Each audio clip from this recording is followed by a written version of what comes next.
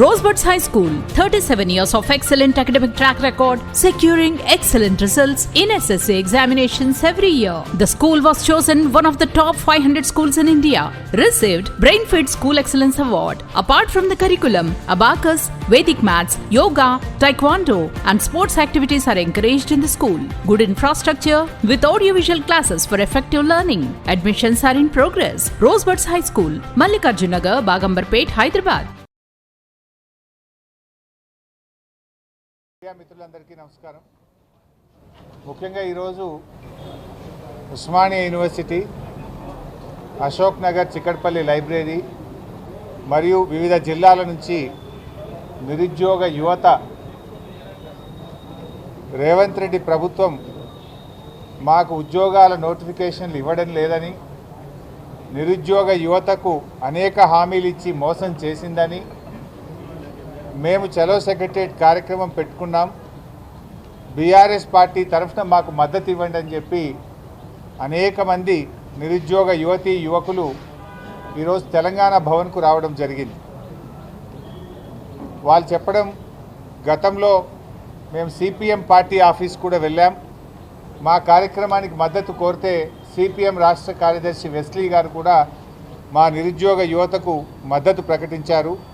BRS party కూడా మాకు మద్దతు ఇచ్చి మా నిరుద్యోగ యువతను కాంగ్రెస్ పార్టీ దారుణంగా మోసం చేసింది, మేము ప్రభుత్వం మీద ఒత్తిడి పెంచడానికి మీ సహకారం కావాలని చెప్పి యువత అంతా కూడా మమ్మల్ని కోరారు. బీఆర్ఎస్ పార్టీ నిరుద్యోగ యువతీ యువకులకు స్పష్టమైన హామీ ఇస్తూ ఉంది. రేవంత్ రెడ్డి ప్రభుత్వం ఆనాడిచ్చిన అన్ని హామీలు అమలు చేసేదాకా బీఆర్ఎస్ పార్టీ శాసనసభలో, శాసన మండలిలో, బయట కూడా ప్రత్యక్ష పోరాటాల్లో కూడా మీకు సంపూర్ణమైన మద్దతు అందిస్తుంది అని చెప్పి నేను తెలియజేస్తా ఉన్నా. బీఆర్ఎస్ పార్టీ మొదటి నుంచి కూడా కేసీఆర్ గారి నాయకత్వంలో స్థానికులకే ఉద్యోగాలు దక్కాలని, రాష్ట్రపతి ఉత్తర్వులను సవరించి 95% ఉద్యోగాలు స్థానికులకు దక్కే విధంగా రాష్ట్రపతి ఉత్తర్వులను సవరించి ఆర్డర్లు తెచ్చింది బీఆర్ఎస్ పార్టీ.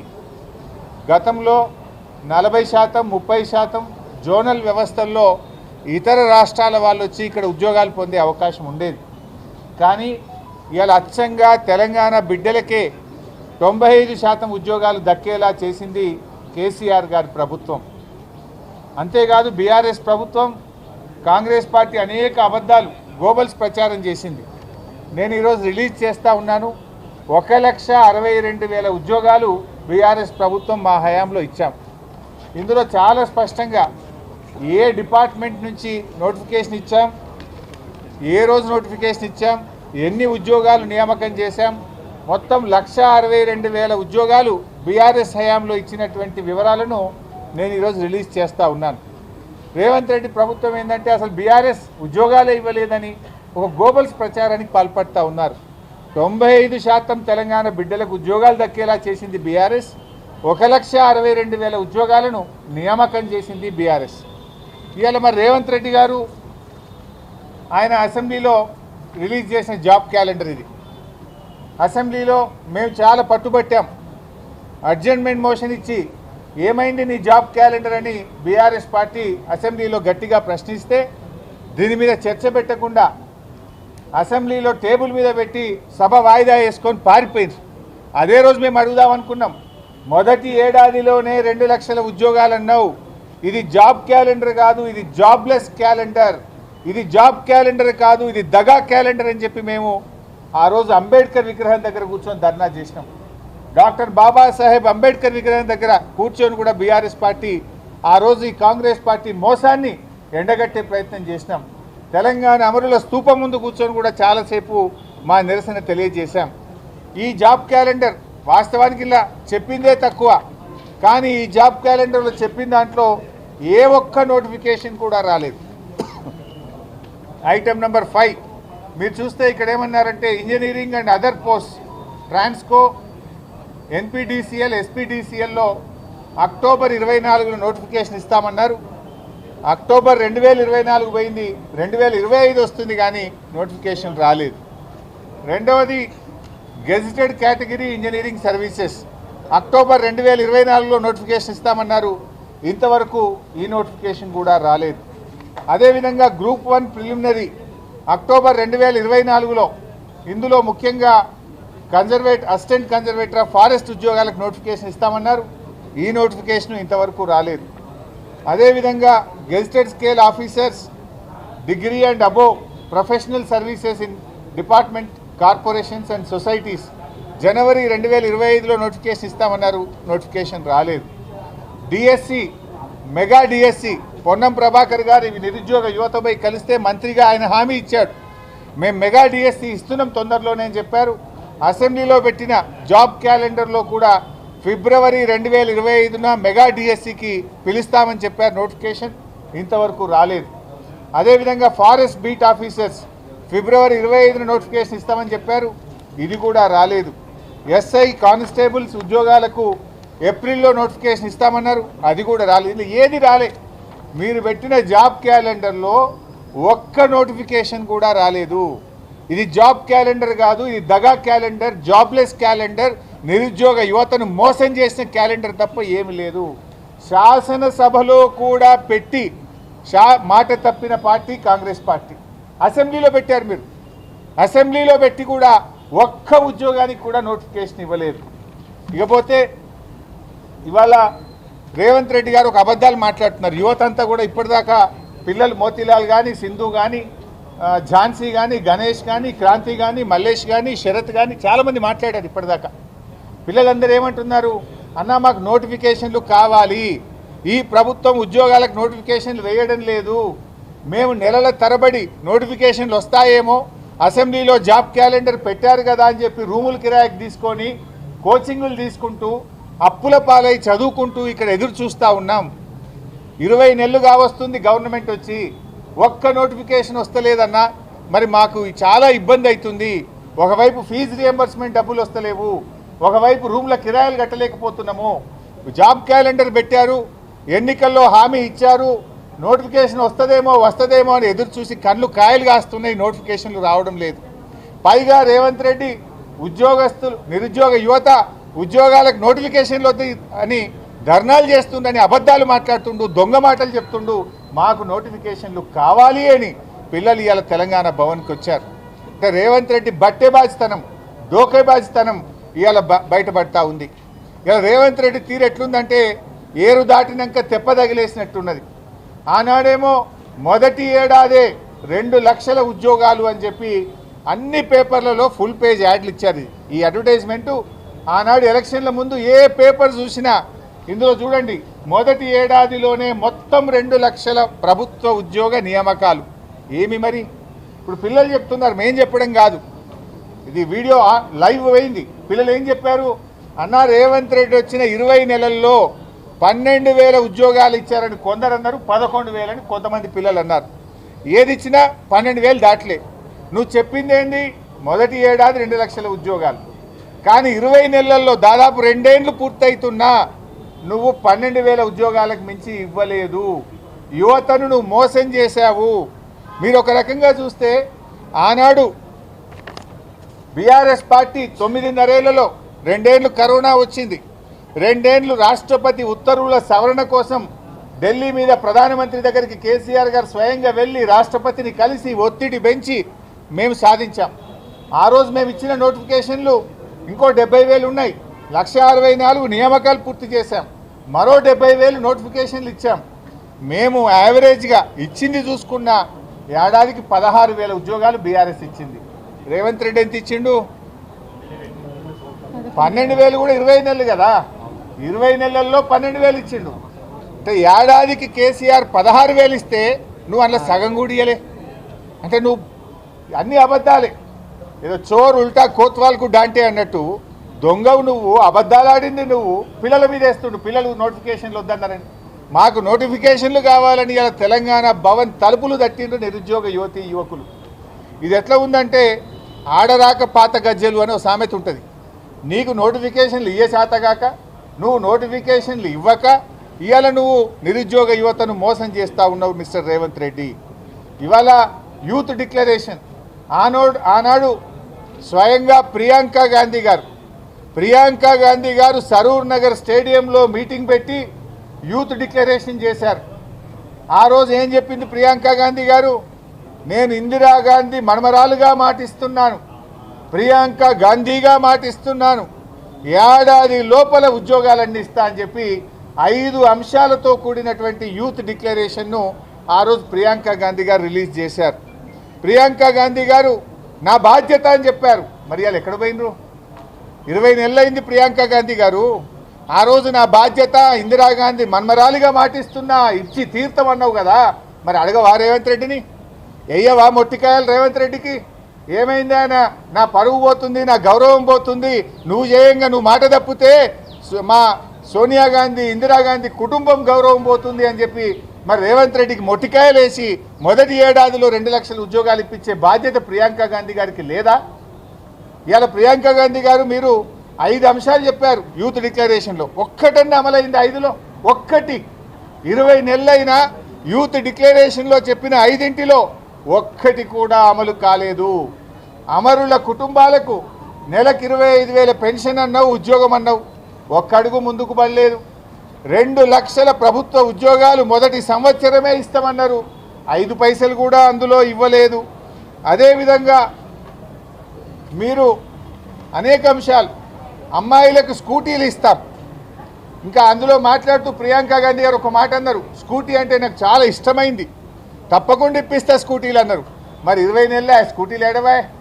మీకు ఇష్టమైందే కదా ప్రియాంక గాంధీ గారు.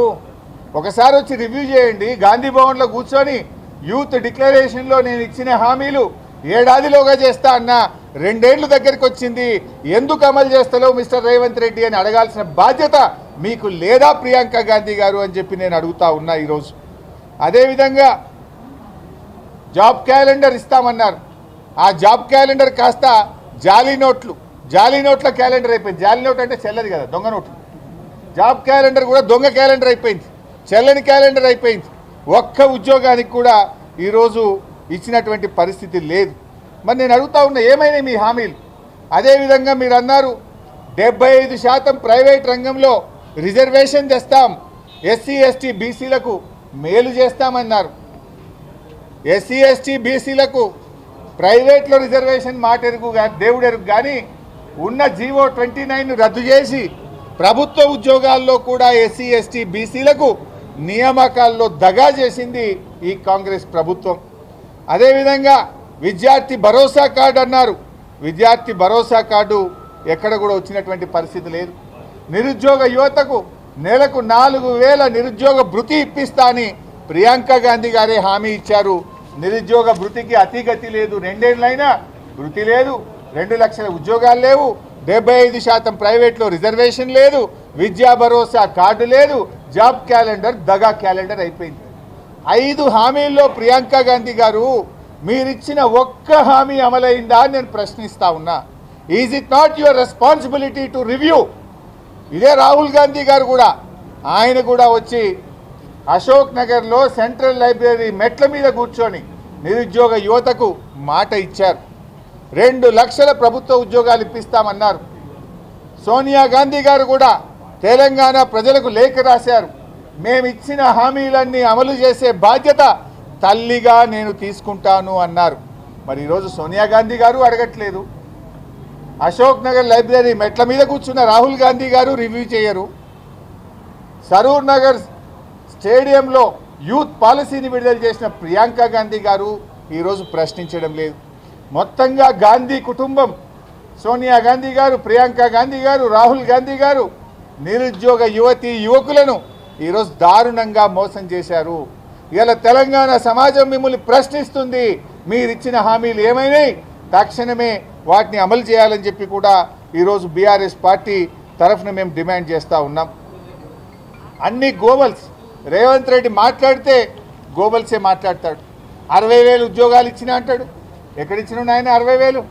ఇవాళ పిల్లలు అడుగుతున్నారు, 60,000 ఉద్యోగాలకు సంబంధించి నువ్వు వైట్ పేపర్ రిలీజ్ చేయి, ఎందుకు వైట్ పేపర్ రిలీజ్ చేస్తలేవు? 60,000 ఉద్యోగాల వైట్ పేపరు ఎప్పుడు నోటిఫికేషన్ వచ్చింది, ఎప్పుడు పరీక్ష పెట్టిండ్రు, ఎప్పుడు రిజల్ట్స్ ఇచ్చినాయి, ఇవాళ చెప్పాల్సిన అవసరం ఉందా లేదా? అది రిలీజ్ చేయి నువ్వు వైట్ పేపర్. అంతా మోసం.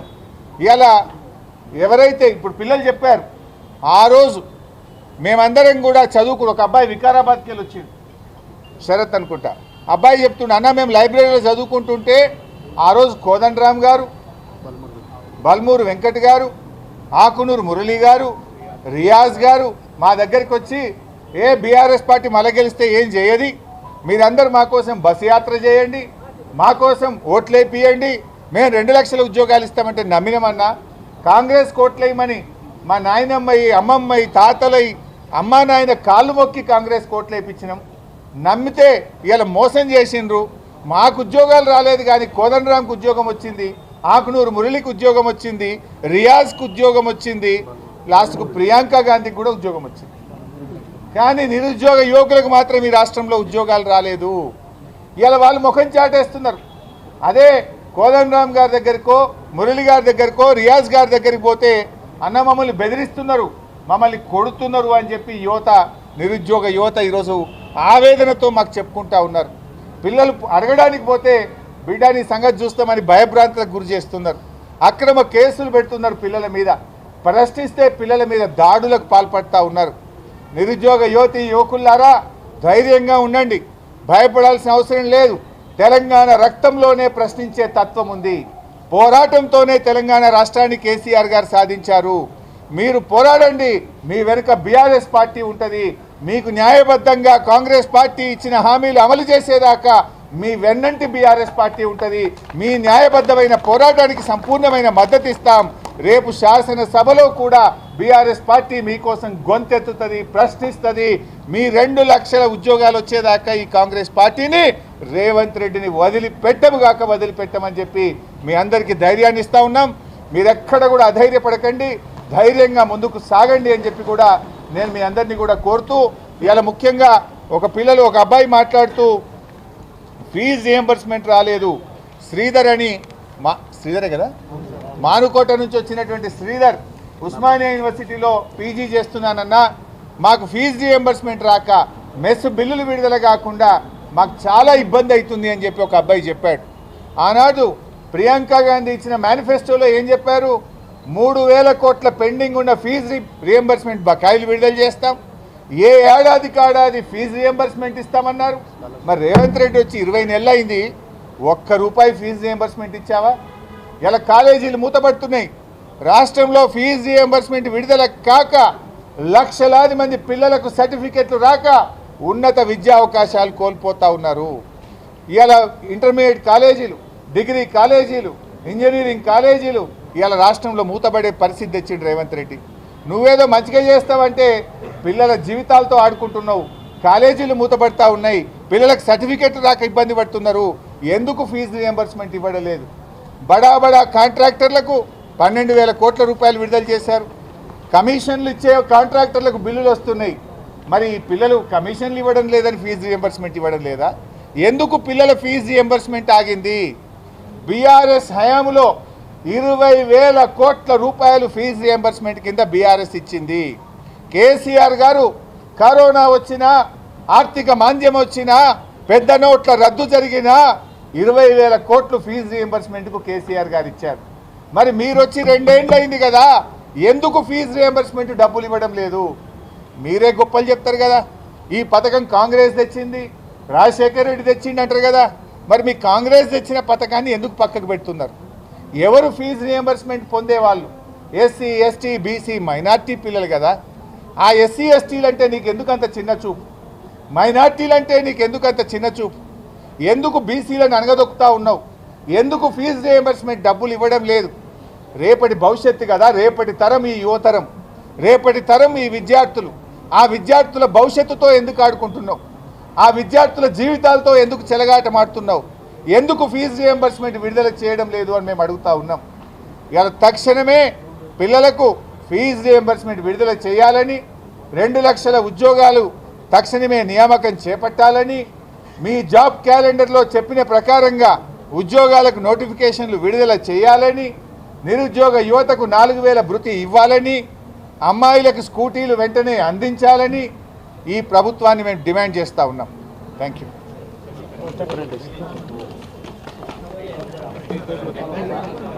పట్టుకో.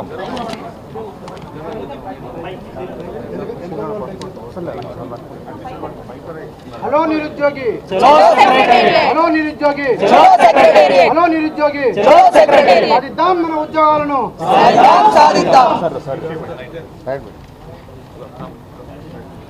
భోజనం చేయాలి అందరికి, మెస్లో భోజనం చేయించి పంపించండి అందరికి.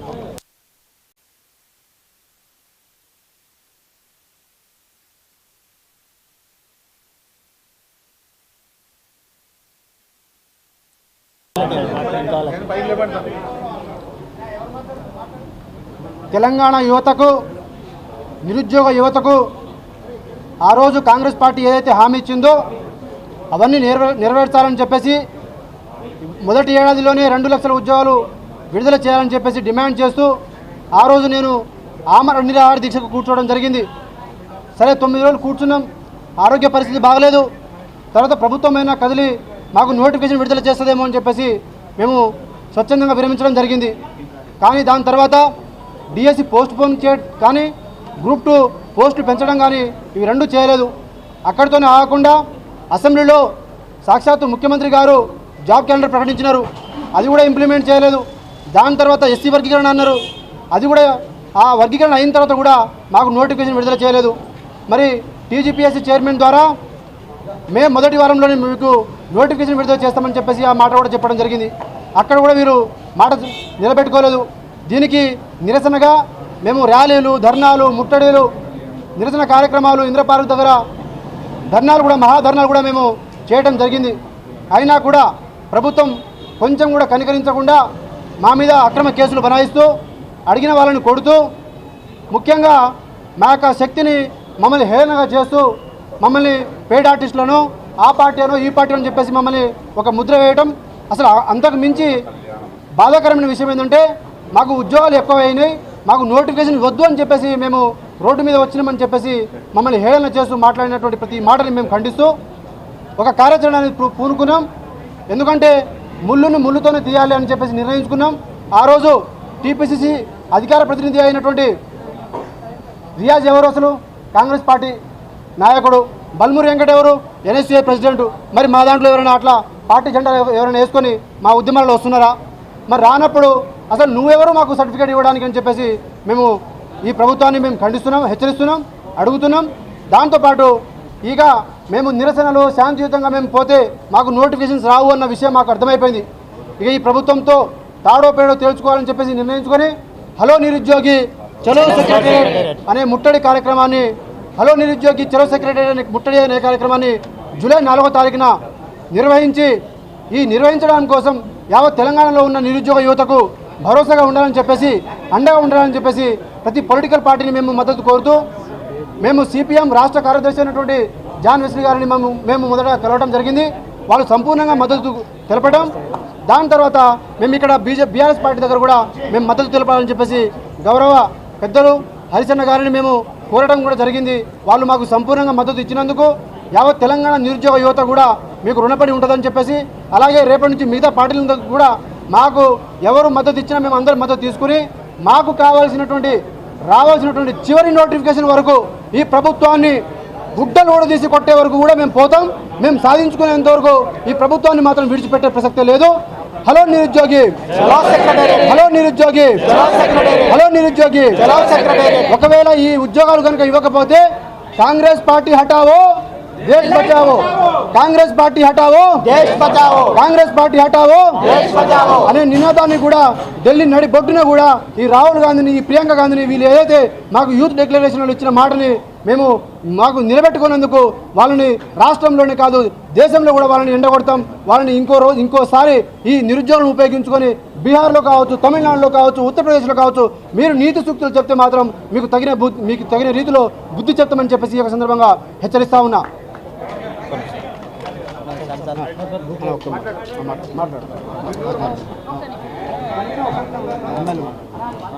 మిత్రులారా, మనందరికీ తెలిసిన విషయమే హ్యాండ్ పార్టీ ఈరోజు నిరుద్యోగులకి హ్యాండ్ ఇచ్చిన కారణాన మనం ఈరోజు బీఆర్ఎస్ భవన్ తట్టి హరీష్ రావు గారి మద్దతు కోరడం జరిగింది. కావున గ్రామాల నుంచి అందరూ నిరుద్యోగులు పెద్ద ఎత్తున తరలి రావాల్సిందిగా కోరుతున్నాను. తప్పు హామీలు ఇచ్చి వాళ్ళే అంత ధైర్యంగా తిరుగుతున్నప్పుడు అంత నీతి నిజాయితీగా ఎన్నో సాక్రిఫైసెస్ చేసి కేవలం పుస్తకాలకే మన జీవితాన్ని అంకితం చేసుకున్న మనమెంత ధైర్యంగా ఉండాలి. కావున ప్రతి ఒక్క నిరుద్యోగి సెక్రటేరియట్ ముట్టడికి ఖచ్చితంగా రావాల్సిందిగా నేను కోరుతున్నాను. జై తెలంగాణ, నిరుద్యోగుల ఐక్యత. యావత్ తెలంగాణలో ఉన్న నిరుద్యోగులు ప్రతి ఒక్కరూ 40 లక్షల మందికి మీకు ఉద్యోగాలు కావాలంటే 40 లక్షల మంది ఈ సెక్రటరీ వరకు అడుగు వేయాలని చెప్పేసి నేను అందరికీ రిక్వెస్ట్ చేస్తా ఉన్నా. మీకు వినతి చేస్తా ఉన్నా. మీరు ప్రతి ఒక్కరు కలిసి రావాలని చెప్పేసి నేను కోరుతా ఉన్నా.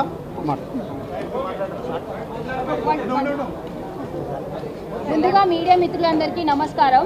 సో ఇప్పుడు ఇక్కడ మీట్ అవ్వడానికి రీజన్ ఏంటనేది అందరూ మాట్లాడారు. నేను ఒకటే చెప్పదలుచుకున్నా, కాంగ్రెస్ నాయకులు ఏ విధంగా అయితే జనరల్ ఎలక్షన్స్ ముందు మా వద్దకు వచ్చి ఓట్లు కావాలి మీరు మాకు చేయండి అని అన్నారో, ఇప్పుడు మేము అలా చేసిన తర్వాత మమ్మల్ని మోసం చేశారు కదా, ఇప్పుడు దానికి ప్రతీకారంగా మాకు ఒక అవకాశం వచ్చింది. ఇప్పుడు వచ్చే లోకల్ బాడీ ఎలక్షన్స్లో ప్రతి ఊర్లో ప్రతి గ్రామంలో నిరుద్యోగ మిత్రులు ఉన్నారు కాబట్టి మేమందరం మళ్ళీ పూనుకొని మిమ్మల్ని లోకల్ బాడీ ఎలక్షన్స్లో ఎట్లా ఓడించాలనే విధంగానే మేము పయనిస్తాం.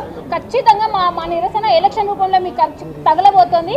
అండ్ నేను యువతకు చెప్పాలనుకునేది ఒకటే, మనకు రావాల్సిన హక్కులు మనం సాధించుకోవాలంటే మనం ప్రశ్నించాలి. సో దానికోసం అందరూ చలో సెక్రటేరియట్ అనే కార్యక్రమానికి తరలి రావాలని నేను కోరుకుంటున్నాను. విజయవంతం చేద్దాం సెక్రటేరియట్ ముట్టడి కార్యక్రమాన్ని, విజయవంతం చేద్దాం సెక్రటేరియట్ ముట్టడి కార్యక్రమాన్ని. హలో నిరుద్యోగి, హలో నిరుద్యోగి, హలో నిరుద్యోగి, హలో విద్యార్థి.